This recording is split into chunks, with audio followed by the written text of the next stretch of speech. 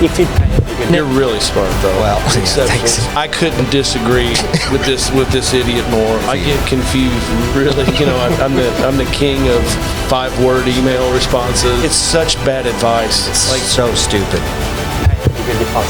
Follow to learn more. Hey everybody, you are here for another episode of Moron Real Estate, and you are kicking it with the Homeboys. My name is Clint Wetherill, and I'm here with my buddy, Scott Adams. We got some fresh clips we haven't seen yet, so you want to dive right in? I like fresh. Let's do this. The real reason why the real estate market is slowing down. Nobody's talking about this. The best way to explain it is to show you an example. Let's say you had a 3-bed, 2-bath, 2,000 square foot house that you listed for $250,000 about 6 months ago. It probably sold for about $280,000 or $30,000 over asking. Everyone started getting used to houses selling for 10, 20, or 30% over asking. Now the neighbors are looking to list their house, 3-bed, 2-bath, same size. They just saw that your house sold for $280,000, so they listed their house for $299,000 to try and push the market. Everybody's used to houses selling for 10, 20, 30% over asking, right? So now potential home buyers looking at the house, listed for $300,000, probably worth more like $250,000, and they're thinking they have to offer 30% over asking to even get it. So a lot of people in that situation aren't even putting offers on those houses. That example house probably will sell for around asking, not over. Doesn't mean the market's crashing, people just got greedy. It's very nuanced, and it's true. So this is the natural way in which a market corrects itself from appreciating too quickly. There's this that pulls it, stops it from appreciating too quickly, and then there's the appraisers who keep it from appreciating too quickly. And so those are the two factors, and this isn't talked about much because this is pretty detailed information, and you got to really understand markets to know about this factor within it. But yes, this is a very detailed, nuanced reason why a market doesn't accelerate. It actually decelerates after a while in an appreciating market. I'm actually kind of confused a little bit because I was listening to this and I'm like, gosh, we're in such uncharted territory. Like I look back, I've been doing this a long time, 20 years, you a little over 20 years.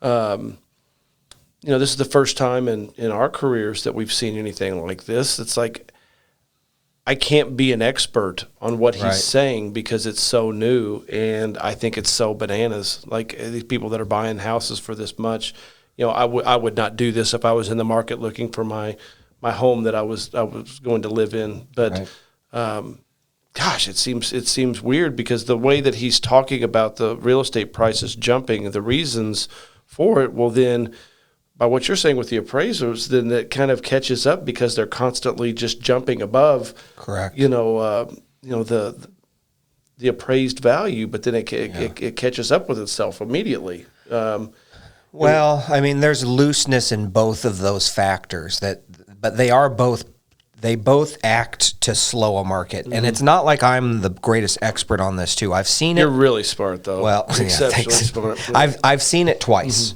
I saw it in Florida happen. I saw this exact thing happen in Florida, when I was investing there. I saw the acceleration of appreciation happening, and I saw what made it kind of slow. Right. That it finally slowed it a bit, and it was this factor. And it was appraisers finally getting scared. At some point, these appraisers are like, okay, I already appraised that last one for over 30. I'm praising this one over $20,000, and at some point they seem to get scared. Right. Is what I saw happen. So I'm not the greatest expert on this either. I've seen it in a couple of places. We saw it a little bit in California before. So you and I have seen it a little bit, but this is a new world. This is a market.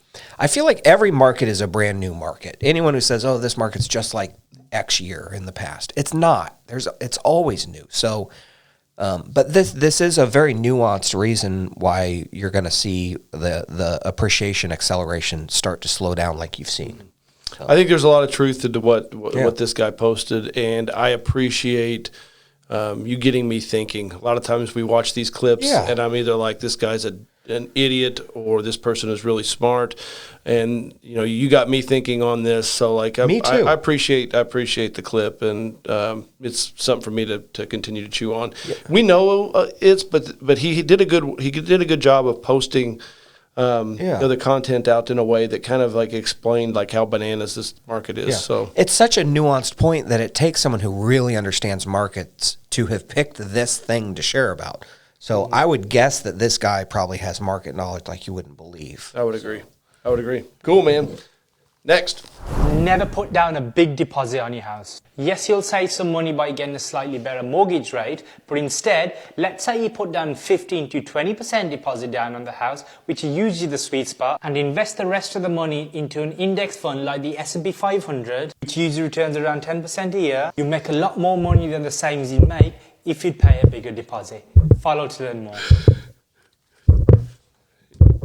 You know, we couldn't have. Like, it was. I'm glad that we followed up the last clip with this because, like, I couldn't disagree with this idiot more. Like, it makes me so mad. But this was not financial advice. He had a little asterisk on there. It just makes me so mad that like, it's such bad advice. It's like so stupid. People think that having equity in real estate is a bad thing because it could be working for you. No, you have to be conservative. It's a mindset. I talk about it out here all the time.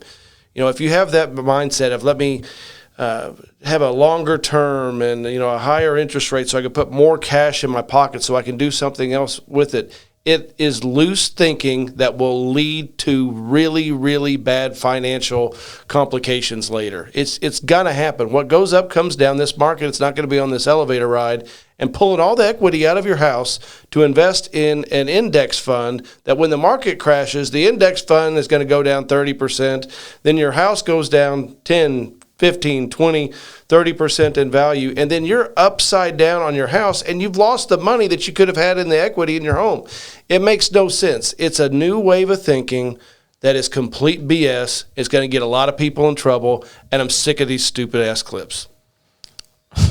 I mean, I feel like I'm going to go home at night and sit in my closet and just rock myself going, what's wrong with the world? What's wrong with the world? It's so stupid. So he's saying basically instead of putting that money into your house, you should borrow more and pay that current rate is 5%, which is a great rate. But you should pay 5% interest instead, right? Mm-hmm. That's what he's saying. Mm-hmm. And then you should instead invest that and try to beat that 5% interest. Mm-hmm. So you've got capital gains taxes on what you make. You've got you're missing out on some tax benefits of having money down. I don't want to get into the details of it, but the bottom line is you got to get like 8% in the market to even just break even with that. It's a great point. I hope everyone listens to that. So he's saying 8. You just go make 8%. You go make 9, 10%. You're gambling with basically your home, the equity in your home. He's saying don't have equity in your home. Go gamble with it and try to make that 8 to 10%. Good luck. You know, I know historically the S&P, can get you those rates and some other things can, but that depends on when you buy and the timing. It's just so risky. It's so casual the way these people are like, they're trying to squeeze this little money and they're risking their homes over trying to squeeze a little bit. But this movement is huge. I mean, you see it all over social media. It's so stupid. And you take the scenario that I said, where the market goes down. So this index fund that you take the equity from your home that you put into goes down. The price of real estate goes down. Now you can't get out of it because the market has shifted. Right. Think if you have 10 to 20 homes. Right.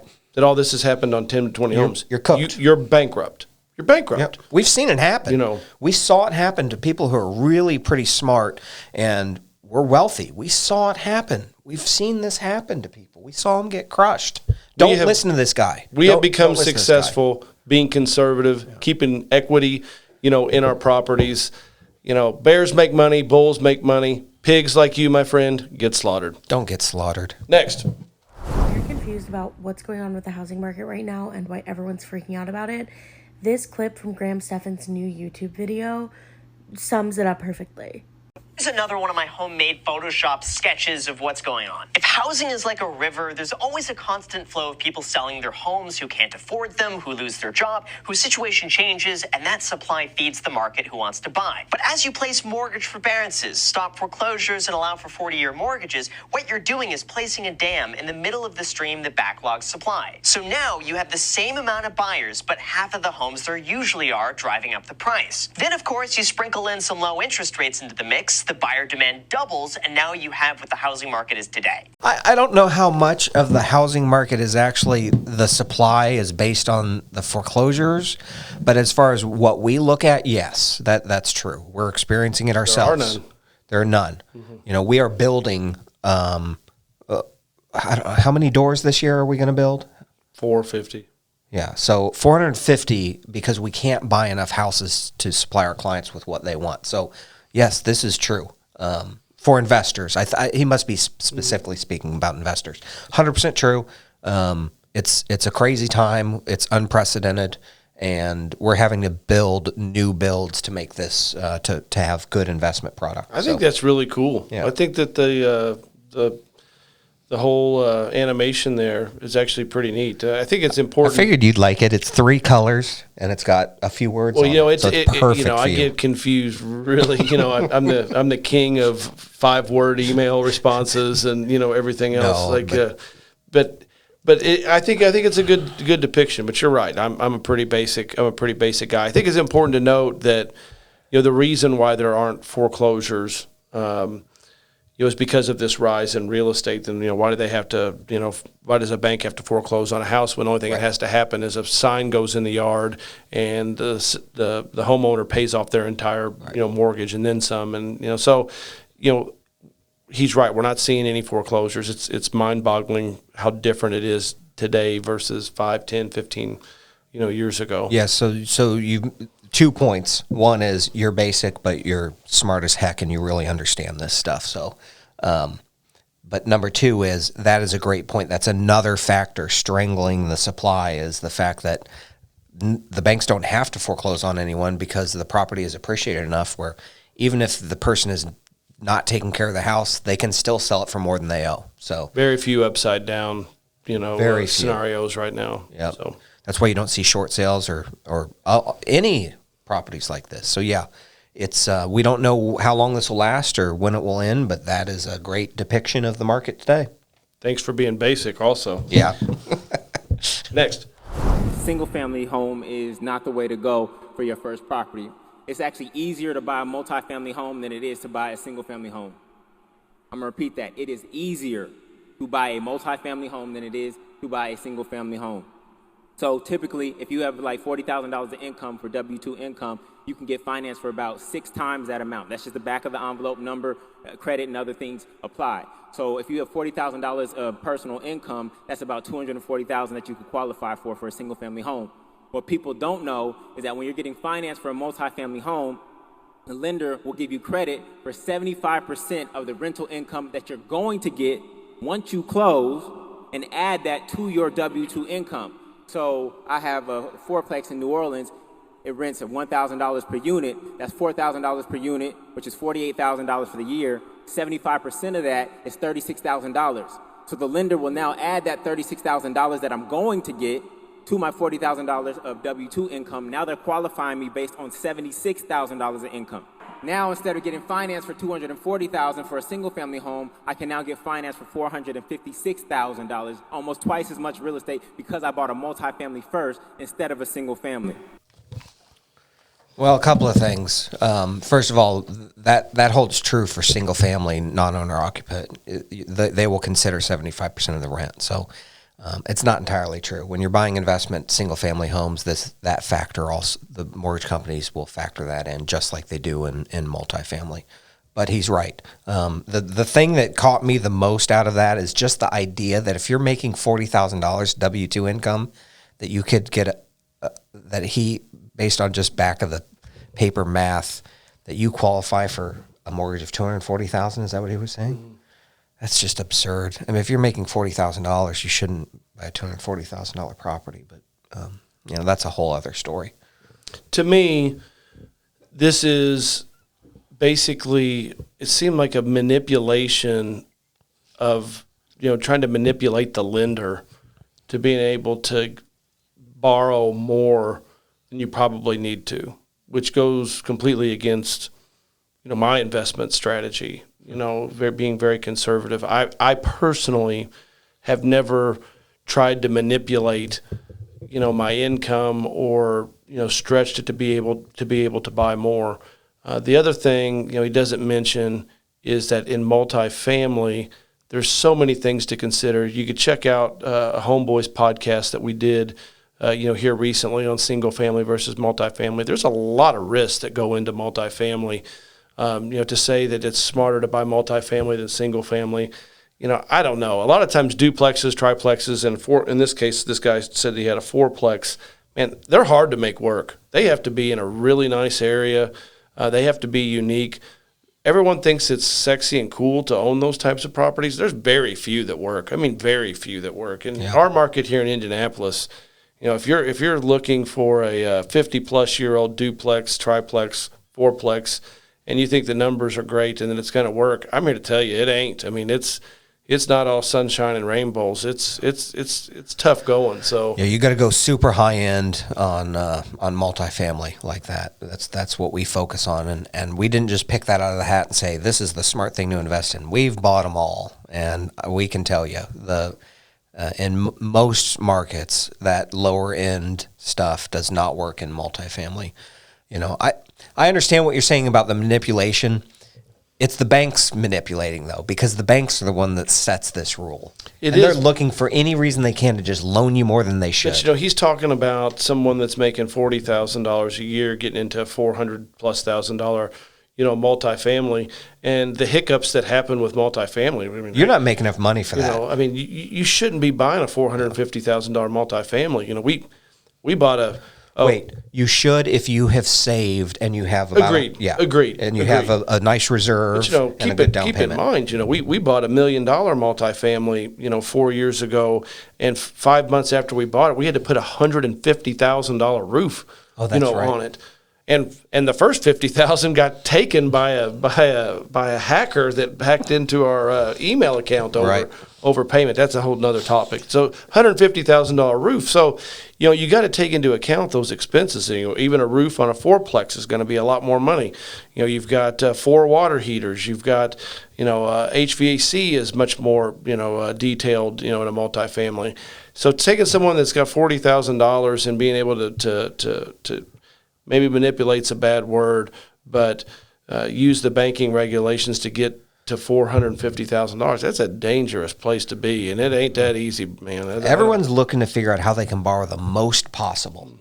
Just let's borrow as much as we possibly can qualify for. And if the house will help us qualify for it, or the multifamily, we can use the rents as my income, and then we can buy it. It's just, man, when you're living on the edge like that, no one looks at that like it's living on that edge, and it is. You're pushing things.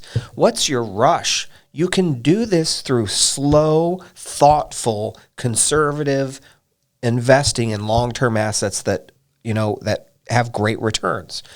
I know it feels like you're in a rush and you'll never get there unless you're maxing this out and doing this, but I'm telling you, you will never get there if you do this kind of stuff, because eventually there's going to be a down market that catches you off guard and it's going to knock you on your butt and you'll be bankrupt. Instead, do it the slow, cautious, conservative way that works and turns you into millionaires like Clint Wetherell and Scott Adams. I hate to even say that. It's true, and it's a lot of times it's not sexy. We're in our 40s, and we could tell you what 20 years of smart investing does. In the path to becoming a millionaire, it doesn't have to be that difficult. I mean, we're more the set it and forget it. Way. Start making good decisions today. It's amazing what a decade will do, to your bottom line. So, summarize this clip. Not for me. I don't agree with his advice. In fact, I think it's exceptionally dangerous. Well, that's a wrap on this episode of Moron Real Estate. Please tune in next time to Moron Real Estate and check us out on the Homeboys podcast. Till next time, we're the Homeboys. Happy investing. Wait, it's not recording. 2. All right, go ahead whenever. So stupid.